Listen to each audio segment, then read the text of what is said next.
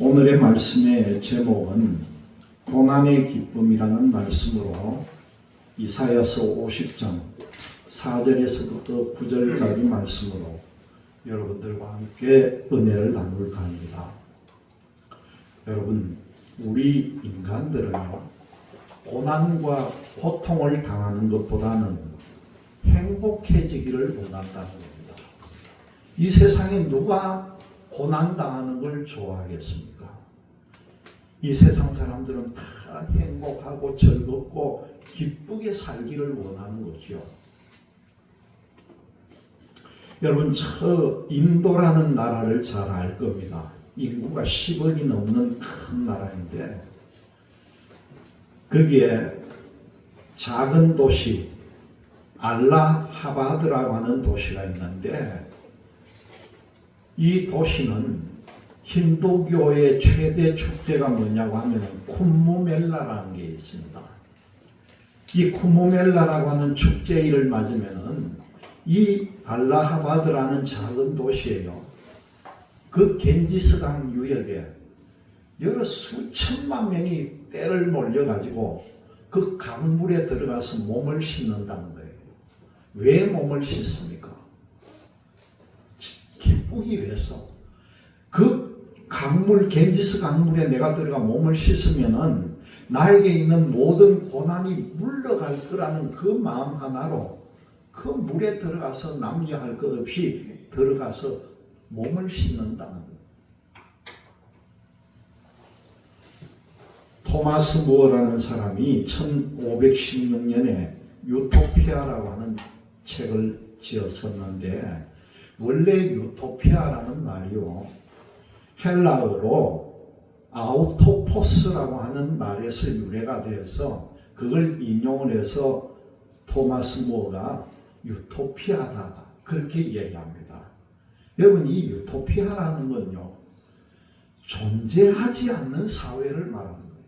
이 세상에는 없는 사회를 지향을 하는 게 우리 인간들이라는 거죠. 그래서 서양에서는 뭐라고 합니까? 파라다이스라고 하죠.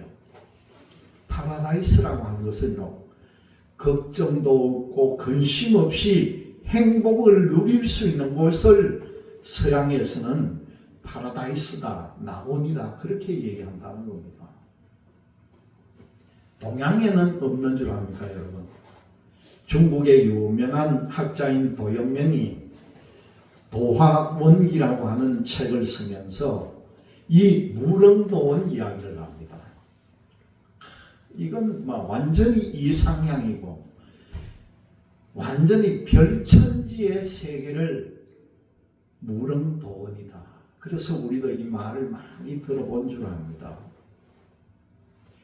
고통 없이 편하게 살기 원하는 인간의 마음들이 동서양을 물론하고 이렇게 끊임없이 우리에게 이어져 왔다는 거죠. 여러분, 불교 용어지만은요, 고성제라는 말이 있습니다. 고성제라고. 이 말이 뭐냐고 하면은 옛날에 부처가 깨달음을 얻고 첫 번째 가르침을 주는데 이걸 깨달았다는 거예요. 그게 깨달은 게 뭐냐고 하니까 인간의 모든 현세의 삶은 고통이다. 거기서 시작하는 거예요. 그래서 이 석가가 뭐라고 설파합니까? 인간은 생로병사를 겪는다. 태어나고 그 다음에 늙어가고 병들고 죽는다. 이걸 내세우면서 이 고성제가 첫 번째 불교의 가르침인데, 인생은 고난의 길을 걷고 고통을 받는 게 인간이다. 그렇게 가르치는 거예요. 여러분, 오늘의 말씀의 통을 보니까요, 고통 대신에 행복을 바라는 것은 예수님의 제자들이라고 해서 다르지를 않더라는 거예요. 우리가 신약 성경을 보면은 예수님께서 마지막 이적을 일으키는데 예루살렘에 들어가기 바로 전에 지난번에 말씀드린대로 나사로를 살리는 기적을 일으킵니다. 그 죽어가지고 무덤에 장사를 치우고 몸에서는 냄새가 나는 나사로가 온몸을 둘러싸고 있던 헝겊을 풀면서 나오는 장면을 여러분 상상을 해보세요. 예수님은요, 나사로 집에 갈 때도 일부러 늦게 간 거예요. 나사로가 병들고 아파 죽었다고 할 때 금방 간 게 아니라 이틀 동안을 다른 데 더 머물다가 나사로가 있는 곳으로 가서 예수님이 뭐라고 합니까? 나사로야, 나와라! 예수님의 말씀으로 나사로를 살렸다는 것이죠. 그 베다니에서 예수님께서는 예루살렘으로 올라갑니다. 왜 올라갑니까? 죽으러 올라가는 거예요. 예수님은 죽으러 마음의 근심 걱정을 가지고 가면서 기도하면서 올라가는데 예수님을 따라가던 그 주변에 있던 제자들이요, 그 내용도 모르고 자기들은 예수님이 예루살렘 성에 가면은 이 예수 그리스도가 왕이 되고 자기들은 장관직이라도 하나 얻을 줄 알고 예수님을 따라가면서 네가 크냐 내가 크냐, 이 우리 중에 누가 총리가 되고 누가 장관이 돼야 되겠느냐, 그 인원을 하고 예수님을 따라가는 거예요. 그게 제자들의 모습이에요.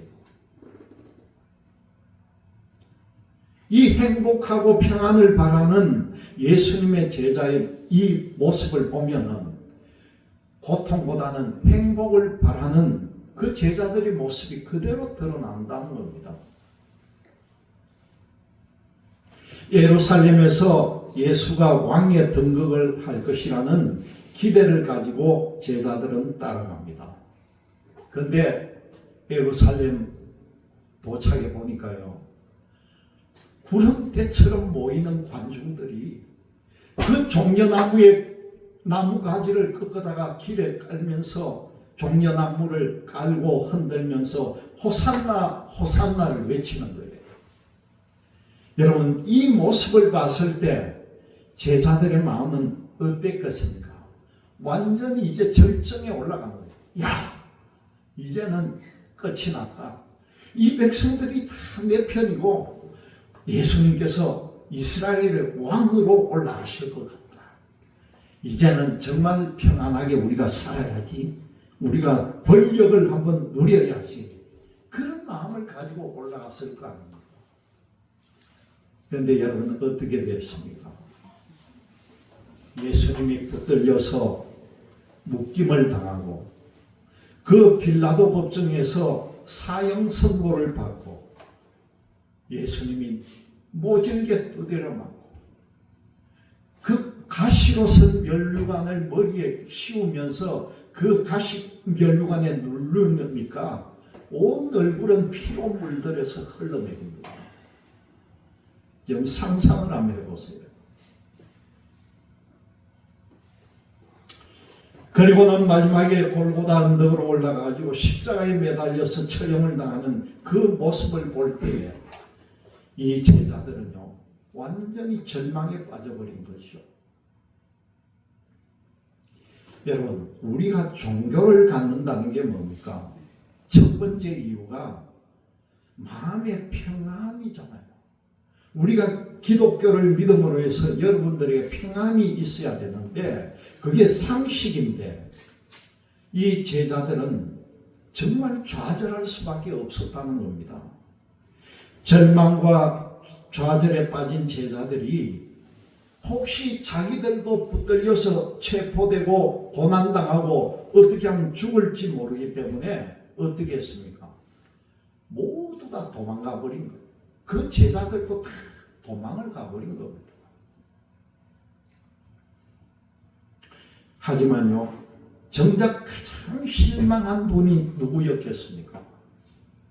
예수님이죠. 얼마나 실망이 컸겠습니까?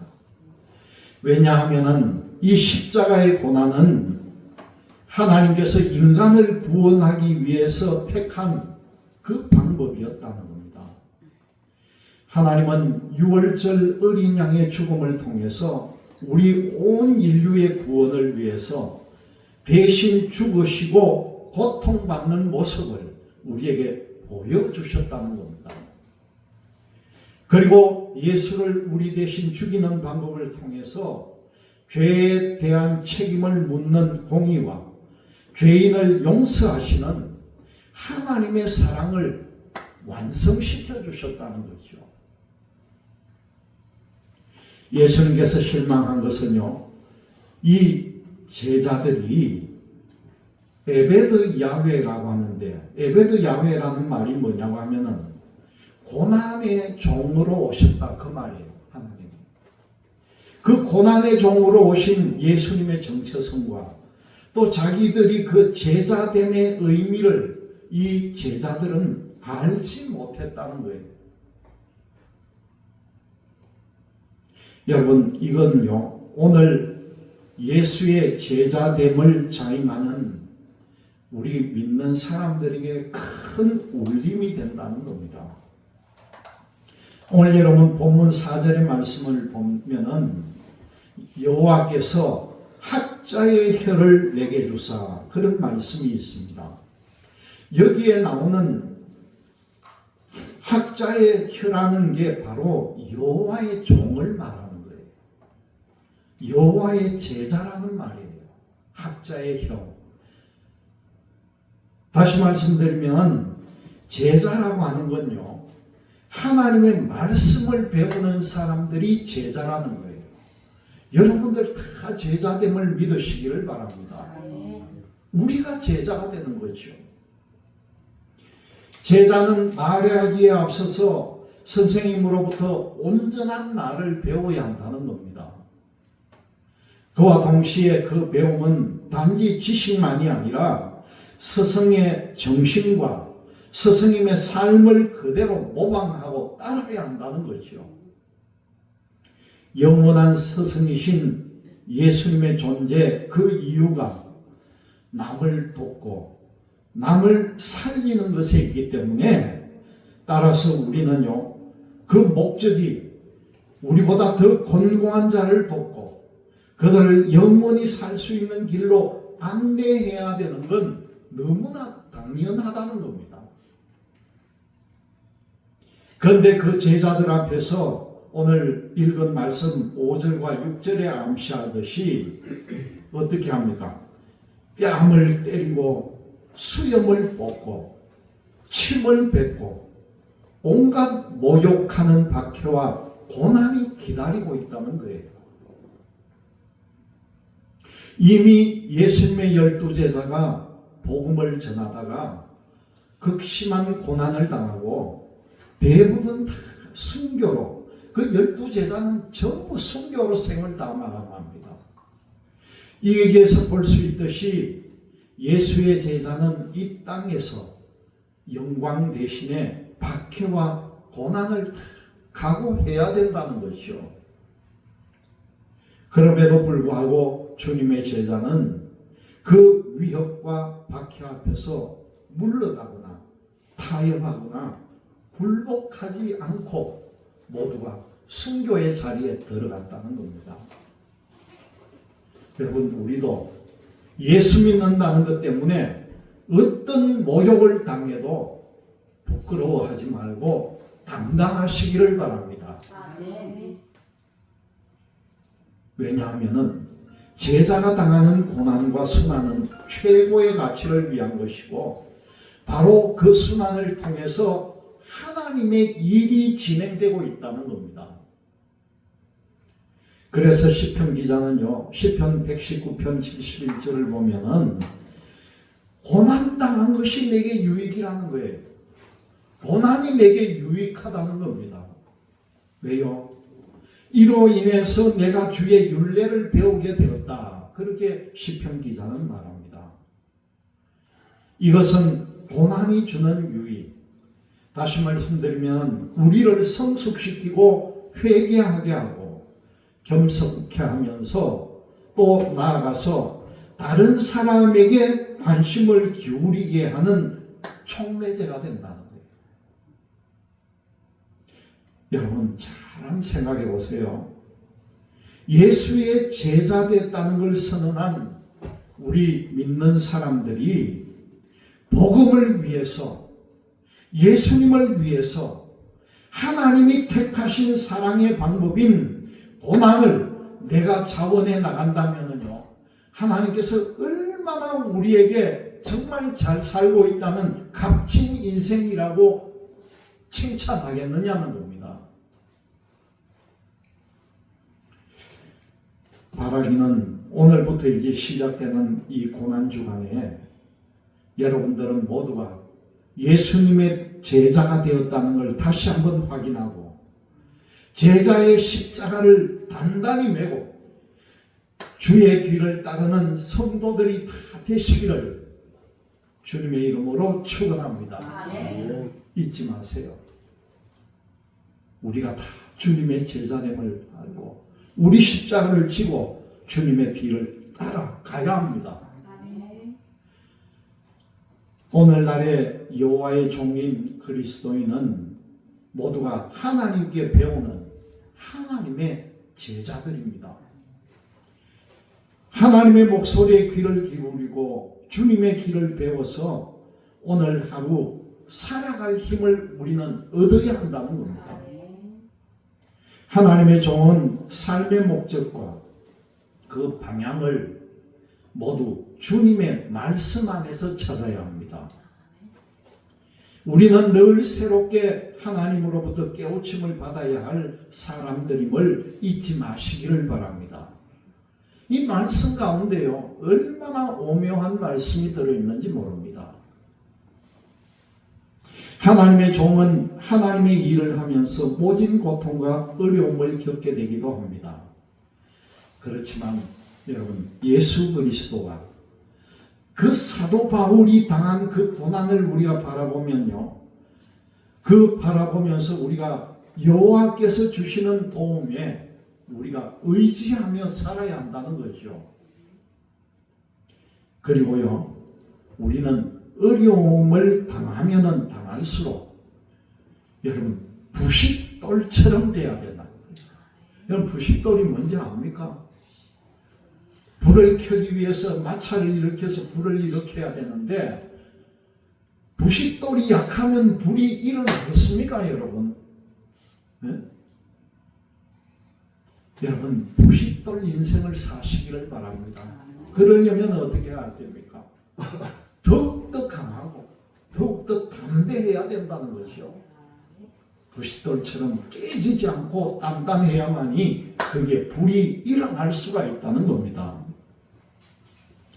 그리스도인을 올바르다고 하시는 하나님이 계시기 때문에 우리는 세상의 어떤 어려움에서도 하나님께로부터 받은 사명을 감당할 수 있는 힘이 있음을 잊지 마시기를 바랍니다. 특히 이번 종료주일에 이 땅의 그리스도인들이 하나님의 제자로 주님의 종이 되겠다고 여러분 결심하고 하나님의 말씀을 읽고 들음으로써 하나님께서 우리에게 제시하는 길을 다 발견해 나가는 여러분들 되시기를 주님의 이름으로 기원합니다. 아멘. 하나님은 예수 그리스도의 십자가의 길을 따라갈 신실하고 충성된 종을 지금도 찾고 계신다는 거죠. 제가 이 이사야의 말씀을 묵상을 하고 읽으면서요, 놀라운 사실을 한 발견을 했습니다. 여러분, 이사야서 66장 맨 마지막 부분을 한번 찾아보세요. 저도 이 말씀을 읽으면서 깜짝 놀라서 야, 이런 말씀이 있었구나. 여러분, 66장 18절을 한번 같이 읽어봅니다. 18절 다 같이. 내가 그들의 행위와 사상을 아노라. 때가 이르면 문 나라와 언어가 다른 민족을 모으리니 그들이 와서 나의 영광을 볼 것이요. 아멘. 여러분, 이 말씀이 뭡니까? 네?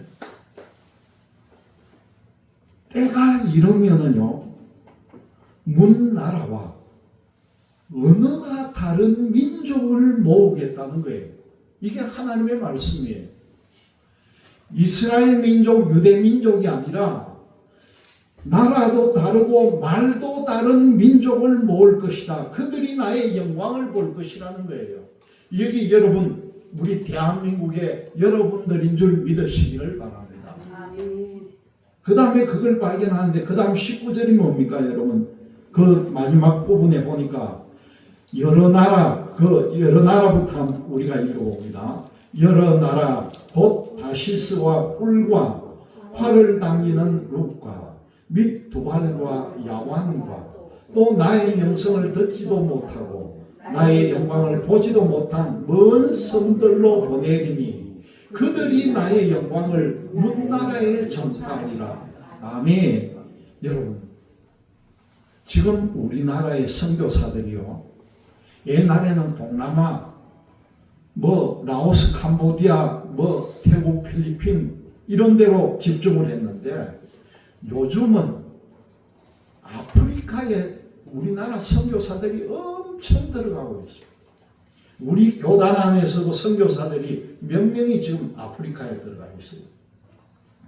왜 제가 이걸 발견을 했나 하면 다시스와 뿔이라고 나왔어요. 여기에 뿔.